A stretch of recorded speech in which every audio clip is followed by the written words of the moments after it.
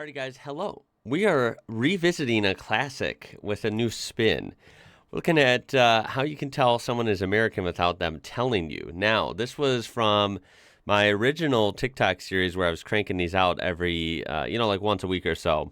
This was from about a year and a half ago, which is crazy. These all went super crazy viral, and let me tell you, the comment section is full of lots of comments. I'm talking over 3,000 to 4,000 comments. But let me tell you, are there some gold mines? So rather than go through a whole video again, looking at some random TikToks, if you're curious, this is one of my videos from back then. As you can see, younger me, year and a half younger me, I should say. Functional trainers or sneakers and baseball caps. She's saying an example of how you can spot an American without knowing. But where this really shines is rather than finding more compilations is from you guys. There are so many. Of course, I'll only highlight a couple here. But if you really like this, I would love to hear more comments and more stories from you guys. And of course, throw a thumbs up on this so maybe we can do more. I mean, there's 3,158 comments here. I'm going to pick some out, and let's just sit back and relax and enjoy this. So for every really down-to-earth, cool American, there are, unfortunately, some really bad, crappy Americans as well, and we're going to hear about them. Andy4022 says, 2 young American men in a subway in Vienna/Austria. Early morning rush hour. They are talking very loud in English, complaining about how grumpy and unfriendly the Viennese people are around, that it is hard to communicate because nobody speaks English and so on. At some point, I could not hold a smile while listening to them. They looked at me very confused, so I explained. Yes, we are grumpy. When somebody is yelling at us in the subway in the early morning, we like it calm. Well, we do speak English, but we usually don't talk to strangers. One of them said, "No, that's not true. Nearly nobody speaks English here." So I raised my voice and said in English, "Everybody who pretends not to speak English, just because you don't want to talk to American tourists, please raise your hand." The 2 Americans were quite pissed when nearly all of the people on our train raised their hands and laughed. So we had to hit the read more button here, right? So I didn't see this. He had me hooked. That was good. Whatever. I did not see that ending coming. That is brilliant, and what a way to handle that. Seriously, bravo. Starman331 says, I was driving a car in Paris, and my 2 passengers were American. One said to the other, "I wonder why everyone in Europe seems to drive stick shift." Oh, geez. That's such an American right there, too. The other guy said, "I guess they can't afford automatics." What? I just looked at him and said, yeah, the folks that make Rolls Royces, Jaguars, Porsches, BMW, Mercedes, and Ferrari can't afford an automatic gearbox. Wow. Again, way to handle that brilliantly, quite frankly. I mean, yeah, the cars that Americans tend to lust over, right? In neighborhoods like, oh, I want a Porsche, I want a BMW, then they feel all fancy and accomplished. Yeah, guess what, guys? They're not American. They're European cars. All of the premium, nice cars that a lot of people tend to lust over here, are usually not American cars. So weird and delusional and short-sighted it is to think that no one can afford nice cars, or rather cars with an automatic gearbox in Europe. That is really funny. Whoever those guys were, those American guys, wow, that's humiliating. Come on now. Now, this one is a classic from Zenani. You can tell someone is from the USA when they talk about themselves like, I'm 1% Greek, 2% Spanish, 50% Italian, from the north because Sicily is in Italy, 30% French, according to my DNA test. And now I know why I'm so loud. Italian, LOL. And I didn't know it. That's why I like pizza so much. That is a painfully accurate description, yeah. The DNA test, and now we know what we are. We're gonna go talk about it to everybody, right? And we really relate with Europeans now, right? If we ever see someone from Italy or someone from France or whatever out in public here, and we're got something to relate. We're brothers now, Yeah, that is really funny. Especially when they say stuff like, "Oh, that's why I like pizza so much."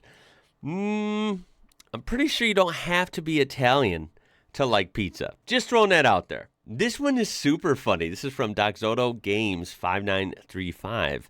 I live in Norway where it is relatively cold most of the time outside summer. So I took a vacation to Greece. There, me and the people I went with were to rent a car. The lady in the rental service place asked us at least 5 to 10 times if we could drive a manual car since there had been so many American tourists that ruined the transmission because they could not drive it. Yeah, that sounds about right. I don't know why we're so against the manuals over here. I mean, obviously you know that there are automotive enthusiasts that love manual transmissions over here. I mean, me being included. But as an American who loves manuals and have owned many of them, I don't understand why they're not more common. It's frustrating, trust me, because in other countries, if you like manuals, they're plentiful. They're everywhere.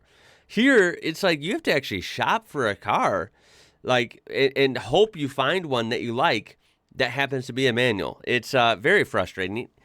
I think manual transmission cars are more enjoyable. I think that they're more reliable.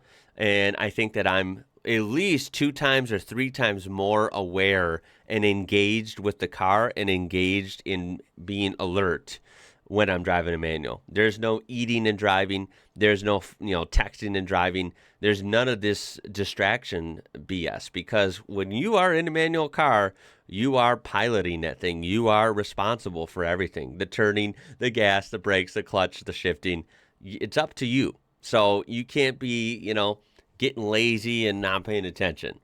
I think manual cars are safer in that regard, and I think they just feel better to drive. Why on earth the U.S. is like 90% automatic cars? I don't know. I don't get it. Now, this one's kind of interesting. This is from KT17. On a tour in Scotland with a couple of friends, was a small bus, and the guide was chatting to all of us, asking where we were from, etc. There were a big group of American girls that were loud and starting to annoy most of the others on the bus. Another woman, not part of that group, from the USA noticed and leaned over to my friend and said, "Why do people get annoyed with Americans?" My friend said, "I'll give you an example. When the driver asked where everyone was from, most of us on the bus said Australia, New Zealand, Canada. When he got to the Americans, you all said Pennsylvania, Texas, California." My friend continued, "We tell our country, but you guys tell your state or city." The woman looked confused and said, "But everyone knows where California is." Oh my God. My friend just smiled. That's why people find Americans annoying. You'll notice it everywhere now. I traveled a lot, and Americans are some of the friendliest people I've met. But there is a certain arrogance that they know very little about anything outside of the USA, but assumes everyone else knows everything about them. Yeah, that's a good point. I think that it doesn't come most of the time from a malicious standpoint or being mean. I think it's totally arrogance or ignorance, right? They, oh, I'm from California. Oh, I'm from San Francisco. Oh, I'm from Miami, Florida, right? Like, it's so, I tell you what, that's how you do talk in the U.S. to other Americans. So if I'm on a road trip and someone, I'm at a gas station in the middle of the desert or something, someone might ask, "Hey, where are you from?" "Oh, I'm from Illinois," or "Oh, I'm from Chicago." That is totally acceptable here in the U.S. because, duh, right? Like, people know if they're typically live in the U.S. for a good amount of time, they know, where most states and cities are. So it's something you kind of connect with other Americans on. But at the same time, I think they take that and then they go abroad to all these different countries, and they're taking that mindset with, and it doesn't work in that context, in a new context, right? If you're in Scotland, why would you say like, "Oh, I'm from Naperville"? Like, no one's going to know what I'm talking about, but Chicago people would know what I'm talking about. "Oh, I'm from Pasadena." No one knows what that is. "Oh, that's part of the greater Los Angeles area." But see, people in the U.S. might know that, but people way far away on the other side of the world are going to be confused and probably annoyed by that. Just say, "Hey, I'm from the U.S.," right? Like, I think that's easier. Let's keep it simple. If they want to expand upon that and say, "Oh, we're from in the U.S.," then, go for it. I'm glad they mentioned that most Americans are friendly. I mean, that's one thing I always defend is I think Americans, for the most part, there's some amazing people here. But of course, some of them don't Yeah, it's just weird, like the choice of how they present themselves. So yeah, if you're American and you're traveling abroad, that's one thing I'm always going to try to remember. Just say you're from the U.S. That's it. We have this awesome content from Galantis, 1964. This is in reference to me, so I'm tooting my own horn a little bit, but I appreciate nice comments like this. He says, I'm European, Denmark. And I love your channel for a lot of reasons, but the biggest reason is that you don't go bonkers patriotic defensive when things are pointed out to you. Keep the amazing content flowing, sir. Well, Galantis, thank you very much. I do appreciate that. Now, this one's interesting because this is something I would only experience really traveling. I can only hear so much in videos. It's something you would actually experience, on the ground at different places. And I think it's this kind of thing, these little details are actually really fun. This one is interesting. This is from NP Flom, and it's I, American, went to Dublin for 2 weeks. I did a lot of walking about, so at first I was very careful to observe crossing signals and signs. I began to notice that everyone else just looked both ways and crossed the street regardless if the lights were red and green. I began to do this as well, and the second I did, other tourists began to ask me for directions to local attractions, usually Australians. It's pretty funny. But yeah, the point is, jaywalking doesn't exist over there. That's crazy to me because, yeah, here you have to be careful, look both sides, of course, and admittedly, I mean, I may have jaywalked a time or two, right? But technically you're not supposed to in most states. Certain states you can, but most states you can't jaywalk. It's like a traffic ticket, which is really weird if you get caught, of course. So yeah, Americans are usually tuned to wait for the signal to walk, right? When in reality, in a lot of places, you can just, hey, if it's clear, go ahead. Back to the Americans loud thing, which I've always said in these videos that I mostly agree with, but I don't know why we're loud, right? And I also don't think all Americans are loud. There are some Americans that are very quiet, and I'm like, I can't even hear you. So, of course, that goes for everyone, right? There's people that are loud and quiet from every country. But Americans tend to be loud, and I wonder why. This person, Serotonin 7004, thinks it could be associated with a sense of entitlement, the obnoxious who are blissfully unaware of their impact on others. That's, of course, one of the reasons, possibly. It can also come from a culture of hustle and bustle, fighting to have your voice heard in a large family background.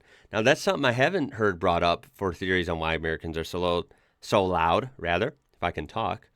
But I think that's a really good one. I think that definitely plays a part. I think that we've covered before how everything's so fast-paced, like go, go, go. I got to fit this in my schedule. I got to go there. I got to go here after work. I got to work late and do this. I got to turn this in by Friday, right? Like, holy crap, like American work culture is so crazy. I'm sure you guys may have heard that at some point in videos like these. Like I said, America is very corporate. It always has been, and it really is very much so now. Kind of like that saying, like dog eat dog world, right? Like it is crazy out here in the U.S.